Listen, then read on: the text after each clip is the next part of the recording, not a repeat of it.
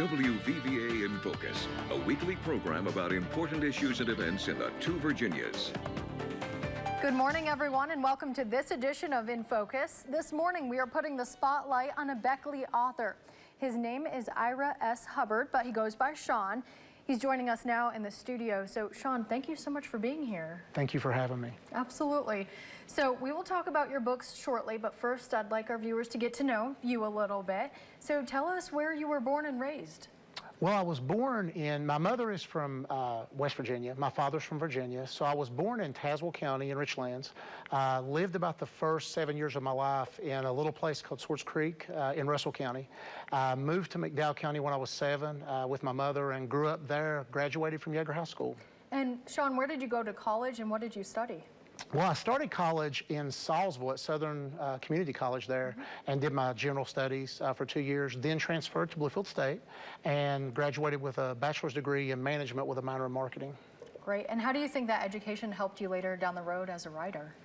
Well, you know, you learn so much in college just about how to develop a story. You know, you learn how English, you learn grammar, you learn how to put sentences together and sentence structure. So it definitely supported me. Yeah, that can go a long way. And also, tell us about your first book, and it was sort of a midlife crisis from what I understand, right? Yes, ma'am. I was looking at 40. I was going through, I think, what a lot of people do at that age, just what do I want to do that I haven't done. I had wanted to write a book my entire adult life, and with, like a lot of people, I got out of college, career, family, just didn't have the time. And I had a story that had been in my head for about 10 years, and I first conceived it as a father-son story, but then over time it kind of became a male-female story, and I added the son later, and I really wanted to write it, so I just made up my mind I was going to do it. I started spending about an hour a night on it after my kids went to bed, and it took me about 6 months to get a rough draft together, about a year to get it completely done. Okay. What is that first book called? The Testimonial. Okay. And we actually call the series the Testimonial series. All right. So it took you about 6 months or so to put it together, but you said it was an idea that was in your head. So what made you finally decide, you know what, I'm going to put this down on paper and get this done? Being 40. Okay. I was like, it's time to do it. There we go. Midlife crisis, as you say. Share with our viewers a little bit more about maybe some of the characters in the book and what they can expect without giving too much away, because we want them to actually read your book. Well, the genre is action-adventure. That's the type of stories I love. And the story is about a man who promised his mother on her deathbed that he would look out for his brother. And it's his older brother. So he has a lot of tension and anxiety about that.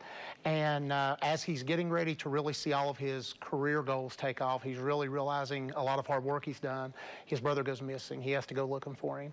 And while it's an action-adventure story, it's really also about self-discovery. In looking for his brother and in that journey that he takes, he finds out that he didn't really know who his brother was, and he finds out that he didn't know who he was either. So he kind of finds himself. Wow, interesting. And did this plot and the characters, was it inspired by real life circumstances, or was it all kind of completely created in your head? It was mostly in my head. It was, there's a lot about faith in the first book and the journey that we all go through around faith. And so there's a lot of that in there. And, but a lot of it was just a story that I made up in my head, and I wanted to, I wanted a good-evil dynamic. And so it just kind of all came together in the Testimonial. And Shaun, what was the feedback from readers in that first book? Well, it was my first effort, so it starts off slowly. There's a lot of character development early on. To kind of know where these people are going, you have to kind of understand where they've been and where they are as we start the journey, so you can appreciate where they go later. But the proudest feedback I got was on the ending. I did, in a lot of the book signings I did, a lot of the book clubs I met with, there was a lot of individual stories where people said that they started the final third of the book and they just couldn't put it down. They had like an hour and ended up spending 3 hours on it. So I really enjoyed hearing that. How long is the book? The first book is only about 180, I think it's about 188 pages. Yeah, that shouldn't take too long to finish. Read it, you know, a couple hours a night. Yeah. So that's book number 1. Let's talk about book number 2. Well, Darkness Descends came out a few years later. I was really excited to write it. When I did the first book, I didn't know if I would get to do another one. You know, like anybody, you don't know what it's going to do till it gets out there. And Darkness Descends it kind of shows that everything you saw in the first book is impacting worldwide. And you don't realize that in the first book. It's very focused on those characters. But the second book steps back and you see that everything that was going on is impacting the entire world and other continents. And you see that it's got a worldwide wide implication. And I think the pacing in that book was one of the things that I heard. People love the pacing of the second book. How long is the second book? About the same as the first. Okay. When you wrote these books, did you have in mind that there would be several, or did you write it as, okay, I'm going to have one and that's it? Or how did it formulate over time to be like a series? Well, I had hoped to tell the complete story, and I didn't know how many books that would take. It's interesting, when I ended the first story, I kind of ended with a little bit of ambiguity and hope, because I just didn't know if I'd get to do any more. When I did the second book, I realized by the end of the second book that it was going to take at least 3 to tell the story. So the second book has a cliffhanger that I got a lot of feedback about that people just loved. It definitely, you know, left people hungry for more. Okay, so when did you publish your first book? 14 and 15. It kind of came out over those 2 years. And then the second book? 16 and 17. Okay, all right, so it's kind of in a couple of years in a row. And then what about book number 3? Let's talk about that. Light of Sins concludes the story and the trilogy. It was originally scheduled to come out in 20, but like a lot of things, the pandemic slowed us down. And so it just came out this year, and it's a story that wraps up a lot of the questions that were raised in the first 2 books, and hopefully concludes it to everyone's satisfaction. Right, so we don't have like a viewer feedback on, or reader feedback, we call them viewers here, but reader feedback on that book number 3 yet. But what about book number 2? Let's talk about what people have told you, whether it be via email or in person, about what they really liked about your book number 2. People loved the pace of the story. They felt the pacing was great. They said it wasn't too fast, it wasn't too slow. They loved the action scenes. They felt they were very well choreographed, for lack of a better word. And then probably the biggest, most positive feedback I got was overwhelmingly the ending. There was a lot, I always think about when I do book signings what the commonality is. And I saw a lot of people, as I would meet with book clubs, that would just talk about how the ending left their jaw on the floor. And that, for me, was my proudest accomplishment on the second book, because that's what you want, you know, as an author, is to leave them hanging, you know, leave them hungry for more. What's the greatest reward that you have as being an author and getting your works published and read? You know, what we're doing right now, I love the happiest, the most satisfying part for me is getting to talk about it with people. When I started out, I had no idea it would get this big.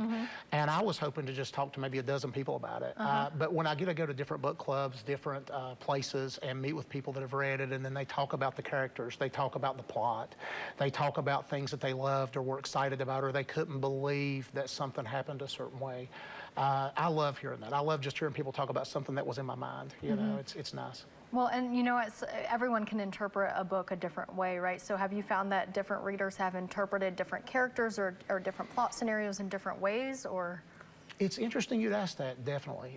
The book there's a strong faith undertone about different people's faith and the way those faiths conflict and the way that people interpret their faith and what it all means.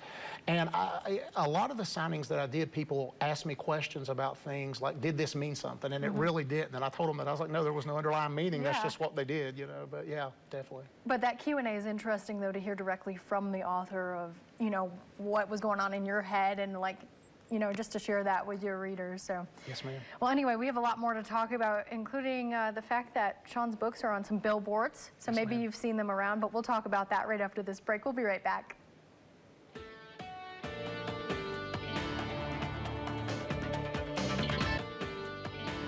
Welcome back to this edition of In Focus, everyone. This morning we've been talking to Shaun Hubbard about his books. He has 3 books available, and I do want to talk to you about the fact that they're up on a billboard, and we can tell our viewers where that's at in just a moment. But first, Shaun, support is everything when it comes to someone achieving their dreams, right? So how has your family really supported you in your endeavor to be an author? It's definitely a team effort. I laid the bomb on my wife at 40 that, hey, I want to write a book. And what did she say? She was very supportive. She said, go for it, you know. So in a family, as you know, the kids have games. We got to get them in the bed. They've got homework.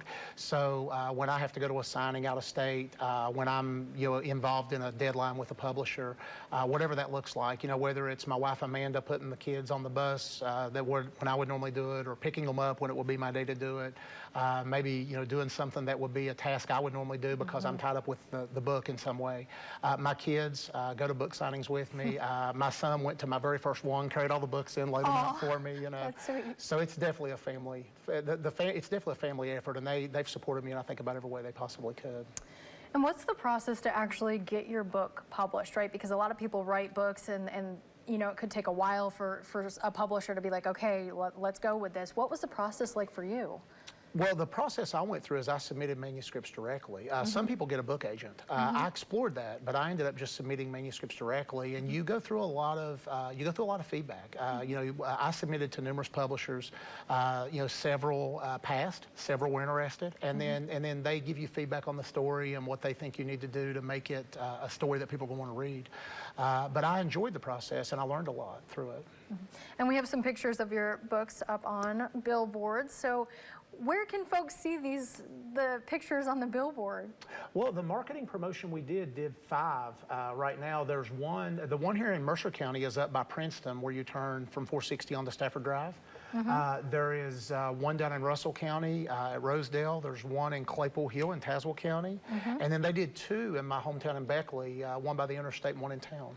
What was it like to see your books up there on that huge billboard screen? Surreal. Right. It was surreal the first time. You know, as I said, when I started out, I hoped 12 people would buy one. That was my goal. I thought if 12 people read it, they'll talk to me about it. To see it at that level, it's just humbling, and I was speechless. I just didn't really know what to say when you had to look up and see that like that. It's amazing. So let's talk about where people can purchase your books. Well, they're available on all major bookstores. You can get them virtually anywhere. You can get them directly through the publisher. But most people, I would say 90% of people, in my experience, just get them through Amazon. Okay, well, that's easy enough. So that's great that they can purchase them on Amazon because you're reaching people just outside of the region where you live. So have you gotten feedback from people in various parts of the region or the country or even beyond? Yes, ma'am. Yeah, I've even had people from other countries. Really? Yeah, some people in England bought, I had a book club in England that bought Darkness Descends and sent me some feedback on it. But as far as me personally, they booked me for signings in a 4-hour radius. So you know, North Carolina, Tennessee, Kentucky, Virginia. I have one tomorrow in Virginia. So my first one for this book. But yeah, I've definitely gotten a lot of feedback from all over. In today's world, they market them globally, so people can buy them anywhere pretty much online. And you mentioned the book signings like within a 4-hour radius. So where do you typically go when you do your book signings, and how often are they? There's no consistency to it. It just depends on when people want to read it. I have one tomorrow in Virginia. I have one next month in Kentucky. But I've been, you know, a lot of places. Mainly Virginia, and I would say Virginia and Kentucky are the 2 most common places I go. But I'm available for North Carolina, for West Virginia, obviously. But anywhere that anyone wants to read the book, and let me come talk about it, you know. Fantastic. Do you set up at like local businesses or bookshops or anywhere in particular when you're traveling to these places? All the above. We will do local bookstores. We will do libraries, but most commonly it's a library. Typically what happens is a library book club will agree to read the book, and then after they read it, I'll come meet with them, we'll discuss the book, and I'll sign copies. And as an author, why do you think it's important to have that face-to-face interaction with those who are reading your book or potential readers? You know, for me, it's just, it's a growing experience. I love to hear people's feedback. I love to hear the way people interpret the story, good and bad. Even negative feedback I enjoy because I grow from it. But, you know, it's so nice to hear how people are perceiving the story and what they're thinking about the characters and the character development over the 3 books. And, you know, in some cases, I don't think the characters went the way people thought they would go. And it's so nice to hear that from the readers. Do you have like a professional Facebook page or like a website or email where people can reach you if they did want to connect with you more? Yes, ma'am, too. I have a website on Facebook, just says the Testimonial series, and it has all 3 books. And then my personal Facebook, which is just Shaun Hubbard. So I need to ask you this. Have you ever had writer's block? And if so, how do you overcome it? You know, I think anyone that tries to write anything is going to experience writer's block, in my opinion. And I definitely have numerous times. For me, there's 2 approaches. Sometimes I just get up and walk away from it. I remember when I was writing Darkness Descends, I had a big problem like that in the middle of the book, and I just took a week off. I had to, just to kind of clear my head and then approach it with a fresh perspective. The other thing that I found is sometimes I'll just power through and I'll write something that's really bad. And then I'll go back and I'll say, but I have something. And then I'll revisit it and I'll rewrite it several times till it just gradually gets better and I can get it to go in the direction we need to go. Well, then at least you have something down, right? It's better than just having nothing and just sitting on it. So why do you think it's important to go through that writing process and maybe even to have a couple sets of eyes to look at your work and to give you that feedback? Why do you think that feedback is important before the book goes out on the shelves? I think in anything you do, and especially something like this, you've got to have other points of view. I had two people, I was very fortunate, that would read my rough drafts, my manuscripts, and just give me very honest feedback, and I so valued it. Can I say their names? Sure. Loretta Ventro, my big sister, and a lady I work with named Bethany Wood. Those two ladies were just outstanding, and they read a lot of rough drafts, gave me very honest, raw feedback, and it was so appreciated. And I actually write in the acknowledgments in one of the books that I made a major shift in my plan for the story based on their feedback. So, yeah. Wow. All right. So Loretta, Bethany, great job. That's fantastic that you helped Shaun out with that. What advice, Shaun, would you give to an aspiring writer, someone who's thinking about doing it? Maybe they have an interest, but they haven't quite made that step yet to actually start their piece. I would say two things. I would say first, do it. Don't hesitate. Don't wait. Commit to it. And if you're in a place in your life, I couldn't have done this in my 20s. I just didn't have the time. If you're in that place, I say start taking notes. You know, whether you've got a little notebook laying in the car and you scribble some notes down, or you're doing voice, just don't lose the story. You know, get it in some form or fashion so when you're ready, you can come back to it. And then once you've made the commitment and you're going to do it, then you just have to have a routine. You know, for me, every night I would spend about an hour and a half on it before I went to bed, after my children went to bed. And it worked really well for me. Right. So you just found your own time in your day where you could just sit and get it done, and that's important too, just finding the time where you can sit and get some work out on paper as well. I interviewed an author recently, and she said she writes out her stories longhand and then types them up. It just works better for her. What's your process? I have horrible handwriting, so not that bad. So I type everything just because my handwriting is so bad. But I plow through and just type up something rough. I love to get something on paper, you know, something on a screen that I can read. And so I'll typically write several pages. Sometimes I've written as much as a chapter, just plowing through rough, not even great punctuation. And then I'll go back and begin to reread and make tweaks and adjustments and that kind of thing. That's typically how I do it. But yeah, if I wrote it, it would never get there. Right, and I guess it's different for each person. Sometimes the handwriting works first, or taking notes, and then sometimes just typing it out. What's next for you, Shaun, as far as your work is concerned as an author? What are you working on now? What's next? You know, I've given some thought to it, but I'm going to be tied up with this for probably 6 months. You know, our promotion on this will run in the beginning of next year. But there's a story I would love to tell. I didn't know if I get a chance to talk about it today, but my mother and her siblings grew up in this like boarding school / orphanage, and they have these amazing stories. And if you walk in the middle of one of them, you would think they were talking about a movie. And so I would love to try to tell their story. I don't know if I can do it, but I'm leaning heavily toward interviewing them in depth and trying to tell their story as kind of a true story of how they grew up and all the experiences they had. Yeah, well, if you do end up interviewing them, definitely see if you can get a recording too, because that would be a great way to add to your book, to actually see them talking about some of the stories. Just a thought as a journalist giving some advice, but very cool. Well, Shaun, we have to take one more quick break. We'll be right back. Yes, ma'am. Good morning once again, everyone. Welcome back to this edition of In Focus. This morning we've been talking with Beckley author Shaun Hubbard. And Shaun, you've shared some terrific advice with our viewers, maybe aspiring writers, and how you go through the writing process. And let's also talk again about the names of your books, in case anyone missed that earlier, where people can purchase them, and what your hope is for your latest work. Well, my first book is The Testimonial. The second book is called Darkness Descends. And then the final book that's just out now is Light Ascends. The three together are called the Testimonial series. And how did you end up calling it the Testimonial series? Is it with a little bit of faith in there, or? Yeah, the Testimonial was the foundation for everything that came after. So we decided that was the best way to name the series. The Testimonial book kind of, as I mentioned earlier, it lays the foundation of where these characters came from and where they're trying to go, and it really kind of acquaints you with everybody. So I felt like it was the foundation for everything we did, so we went with the Testimonial series. Okay. And again, if anyone was interested in purchasing your books, let's talk about that. Well, they're in all major outlets, whether it's Kobo, Books A Million, Barnes & Noble, but as I mentioned earlier, Amazon is where most people buy them, and that's where most people get their books now. So that's where we see most of them sold and reviewed at. And then looking ahead, you know, once your third book has had some time for readers to pick it up and get some feedback, what are you hoping looking ahead as you get more and more feedback with your third work? My biggest single hope for that book is that it will be the best of the three, and that it's a satisfying conclusion for readers. There was a lot of people excited about the cliffhanger at the second one, and people told me that the second one they loved the second one so much, and I would love to see the third one be everyone's favorite and end on a good note, and be the favorite of the series. What's your favorite part of any of the three books, whether it be a passage or just the process to get it put together? Do you have a favorite part, and if so, what would it be?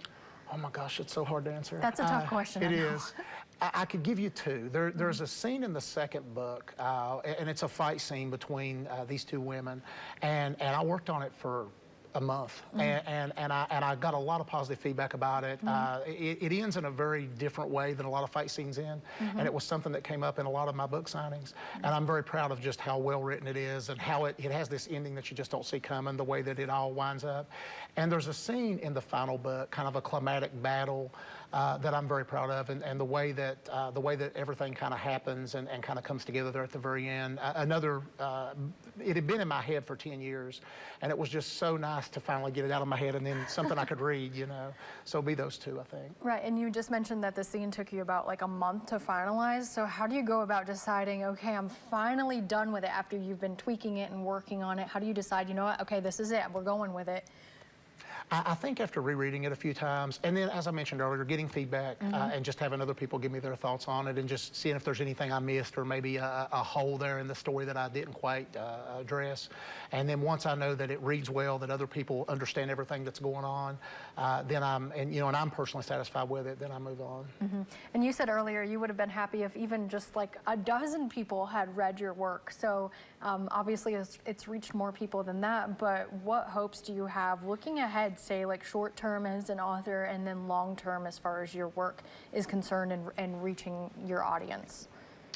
Well, one thing that happened this year that I didn't anticipate is a lot of people are buying the whole series, and I don't know why I didn't think of that, but they are. I've actually talked to many people in my hometown that bought the third book and then went back and got the first two.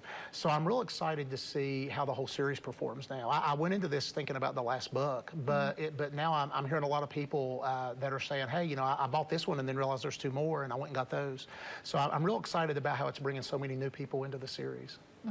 And how have you honed your writing skills since your midlife crisis, we're calling it? How have you, like, besides the feedback and other things, but do you read other similar works and genres to help you, or do you have like a certain way of just like sharpening your skills? Yes to both, but I think one thing that I do as a writer that we hadn't talked about that I'll mention is I love to integrate people that I know, people that I work with, people that I've met, and there's a lot of that in the books. There's a lot of people that's in there that were influenced heavily by someone I once was employed with 20 years ago, or someone in my family that has certain quirks, so there's a lot of people around me in those books in certain little ways. So I try to integrate that in there as much as I can. But, I'm a reader myself. I love action-adventure books, so I'm sure that influenced me in a big way. Do you have a certain demographic that you're targeting with your book, like an age group or anything like that? I think the publisher says teen and up. It's definitely not for children, but I've had some mothers ask me, how old should my kid be? I would say anyone over about 13, 14 should be safe to read it. All right, very cool. And then I love how you touched on advice earlier for anyone who's like looking to start writing. What other advice would you offer for those who maybe, like we talked earlier about someone who hasn't even like written a work yet, but what about someone who's written something and they haven't shown it to anyone? Like I interviewed an author recently and she waited 5 decades to get her work shown. Right. So she said her 7th grade teacher liked her work, but then she wasn't sure. So it took her so long to get her work published, but her lesson was, you just got to have someone read it and just put it out there. What advice would you have to someone maybe who's been sitting on some works and they haven't shown it to a single living person besides themselves?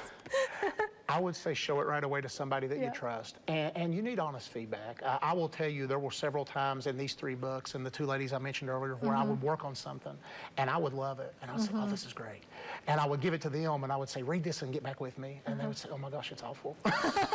And I would have to go back and rewrite it, and it's hard to hear that when you work hard on it, and it's yours, but you have to keep an open mind and realize that not every idea you have is going to be a good one, Well, that's true, and you need to hear from the reader's perspective because they're the one who's picking it up and sharing it with their friends and word of mouth and stuff like that. Yes, ma'am. We have just a little bit of time left, Shaun, about a minute. what concluding thoughts would you like to share with our viewers, or what do you hope that they remember about our segment this morning and perhaps your books? I would just like to say thank you to you and WVVA for having me. This is amazing. I really appreciate it. As I mentioned earlier, I hope that the last book is considered to be the best in the series. And I would just like to say thank you to the entire community in Western Virginia, Southern West Virginia. So many people have taken time to do an interview, to get the word out, and I'm just extremely appreciative for all that. Right. And before we go, let's share again that information if folks want to connect with you on social media and just a way to get in touch. Well, the website for the book is the Testimonial series on Facebook, and then my personal Facebook, which I get just as many on, is Shaun Hubbard, Shaun with a U, S-H-A-U-N Hubbard. All right. Well, Shaun, again, we appreciate you taking the time to talk to us this morning and just sharing more about your books and what's next for you and who's inspired you, and hopefully inspiring someone else out there. If you've written something and you really, this is your dream, show it to someone, get that feedback, learn from Shaun and others. So again, thank you so much. Thank you. And I do want to let our viewers know that if you have an idea for a segment for In Focus, this show is a community affairs show about people and events in the two Virginias. You can just send me an email. It's mzosh, M-Z-O-S-H, @WVVA.com. We're looking forward to hearing from you. But that does it for us this morning. We hope you have a great day.